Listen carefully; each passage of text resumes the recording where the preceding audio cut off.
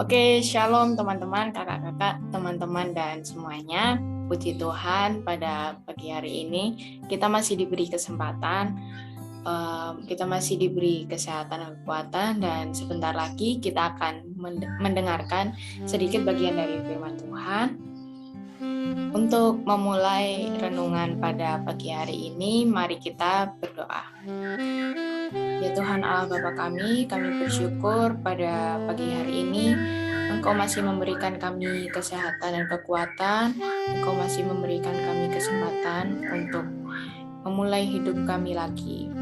Ya Tuhan, terima kasih juga karena Engkau telah menyertai kami sepanjang kami beristirahat dari kemarin hingga pagi hari ini. Kami akan memulai kegiatan kami. Namun sebelum itu kami akan mendengarkan sedikit bagian dari firman-Mu. Kiranya Engkau memberkati hati pikiran kami, supaya kami bisa mendengarkan firman-Mu dengan baik, bisa merenungkannya dan mengaplikasikannya di kehidupan kami sehari-hari.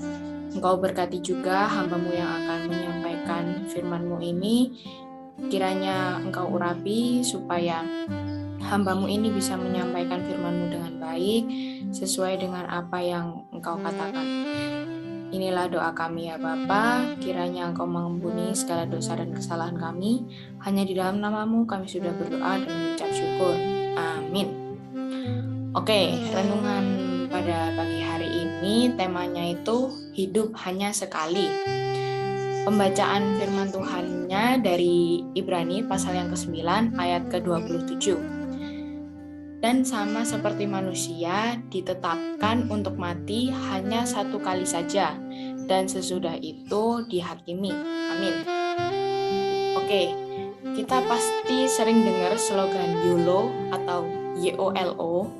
Itu kependekan dari You Only Live Once, atau kalau di bahasa Indonesia kan artinya itu kamu hanya hidup satu kali.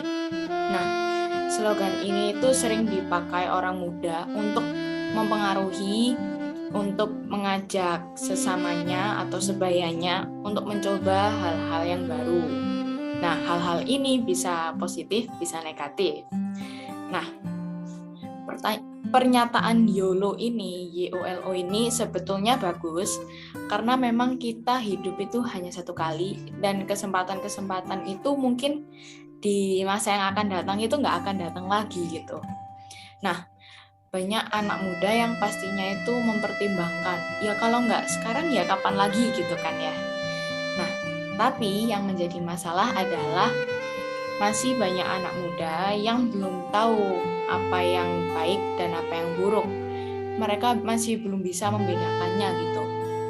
Nah, slogan yang tadi itu, slogan YOLO ini, jadinya itu disalahartikan menjadi sebuah dorongan bagi anak-anak muda untuk menikmati segala kesenangan yang ditawarkan oleh dunia.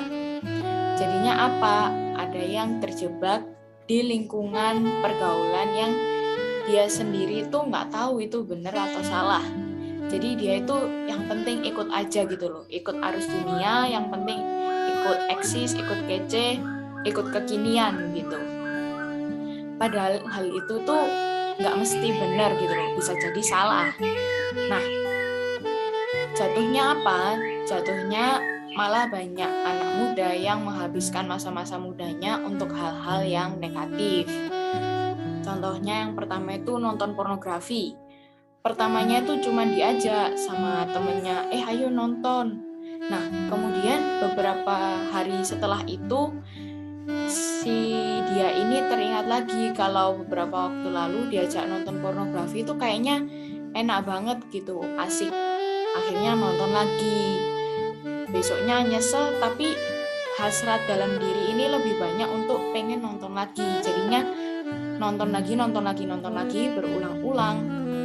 Karena nonton pornografi ini kalau dilihat sekali itu udah ngasih efek adiksi atau efek candu gitu.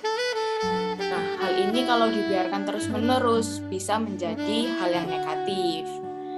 Nah, Apalagi contoh lain, contoh kesenangan yang ditawarkan oleh dunia, ada banyak sebetulnya. Contohnya kayak foya-foya, diskotik, terus menormalisasikan seks bebas, dan masih banyak lagi. Nah, tanpa disadari perilaku-perilaku yang buruk tadi ini akan membentuk lingkungan yang buruk.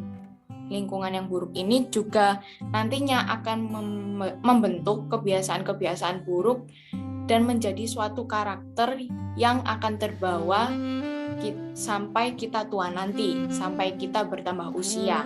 Nah, jadi apa yang kita lakukan, hal-hal buruk yang kita lakukan saat ini tuh pasti ada dampaknya di masa depan, seperti hukum tabur tuai. Nah, padahal sudah jelas yang diharapkan di Alkitab itu. Mari kita baca Pengkhotbah 12 ayat 1. Pengkhotbah 12 ayat 1 mengatakan demikian. Ingatlah akan penciptamu pada masa mudamu, sebelum tiba hari-hari yang malang dan mendekat tahun-tahun yang kau katakan, tak ada kesenangan bagiku di dalamnya. Amin. Nah, di ayat ini tuh udah jelas kalau kita orang-orang muda ini dihimbau untuk mengingat Tuhan sebelum kemalangan itu tiba menghampiri kita. Nah, mengingat Tuhan itu bukan sekedar mengingat kalau kita itu punya Tuhan, tapi nggak ada respons, nggak ada kelakuan dari kita, nggak ada perubahan dari dalam diri kita gitu.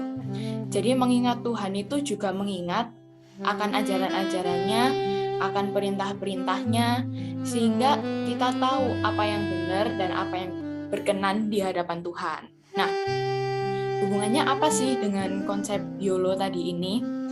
Hubungannya ya kita karena udah tahu hidup kita hanya satu kali, makanya kita harus hidup seturut dengan firman-Nya. Nah, jadi apa sih yang harus kita lakukan di masa muda ini? Pertama-tama saya akan mengajak kita semua untuk membaca 1 Korintus 15 ayat 33 sampai 34. Ayat ini sebenarnya udah gak asing lagi karena udah sering dibacain di ibadah-ibadah pemuda biasanya. Saya akan membacakannya 1 Korintus 15 ayat 33 sampai 34. Janganlah kamu sesat, pergaulan yang buruk merusakkan kebiasaan yang baik. Sadarlah kembali sebaik-baiknya dan jangan berbuat dosa lagi. Ada di antara kamu yang tidak mengenal Allah. Hal ini kukatakan supaya kamu merasa malu. Nah, jadi apa yang harus kita lakukan pertama? Yang pertama adalah cari lingkup pergaulan yang baik dan jangan kembali lagi ke dalam dosa yang sama. Nah, cari lingkup pergaulan yang baik itu yang gimana sih? Carilah teman yang bisa mengarahkan kamu, yang bisa mendorong kamu untuk hidup menurut jalannya Tuhan.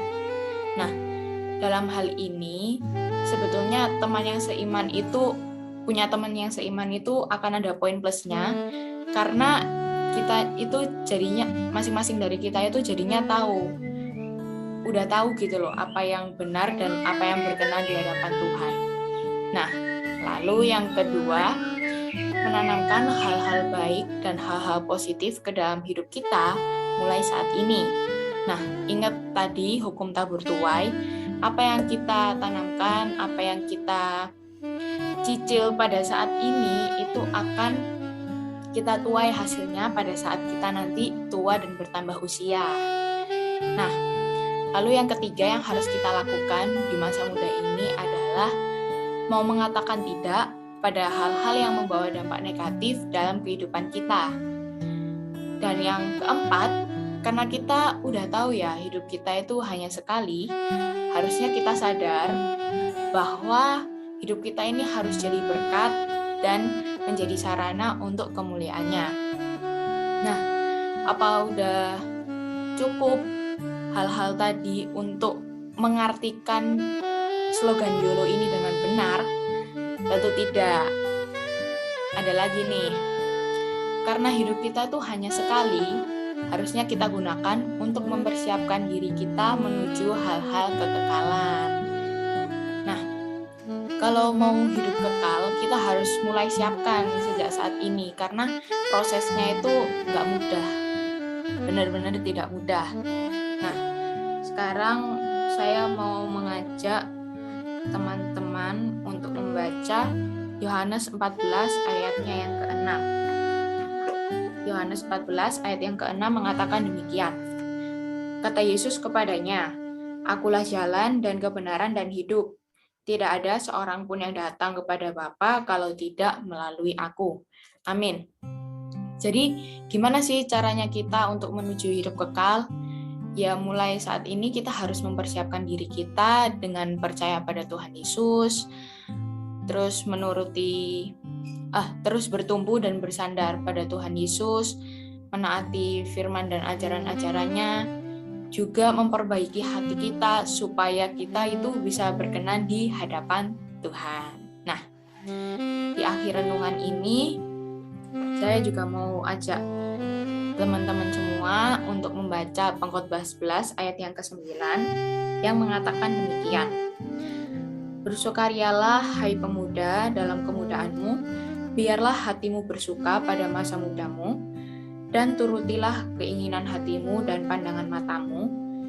Tetapi ketahuilah bahwa karena segala hal ini, Allah akan membawa engkau ke pengadilan." Jadi artinya apa? Apa yang kita lakukan saat ini akan kita pertanggungjawabkan nanti pada saat hari penghakiman. Nah, sehingga dalam hal ini slogan YOLO ini lebih tepat diartikan untuk mengingatkan kita supaya lebih mempersiapkan diri kepada kekekalan. Oke, sekian renungan dari saya. Renungan ini kiranya bisa menjadi perenungan bagi teman-teman dan bagi saya secara pribadi untuk lebih mempersiapkan diri menuju hal-hal kekekalan dan mulai percaya pada kuasa Tuhan. Oke, mari kita bersatu dalam doa. Ya Tuhan, Allah Bapa kami bersyukur pada hari ini ya Bapa, pada pagi ini kami boleh mendengarkan firman-Mu yang mengingatkan kembali kami untuk memanfaatkan kehidupan kami yang hanya berjalan satu kali ini untuk menjadi berkat bagi orang-orang di sekitar kami, untuk membawa hal-hal positif dalam hidup kami, untuk menanamkan hal-hal yang baik dan benar dalam kehidupan kami, dan mempersiapkan diri kami menuju hal-hal kekekalan. Hal ini merupakan hal-hal yang tidak mudah bagi kami ya Bapa.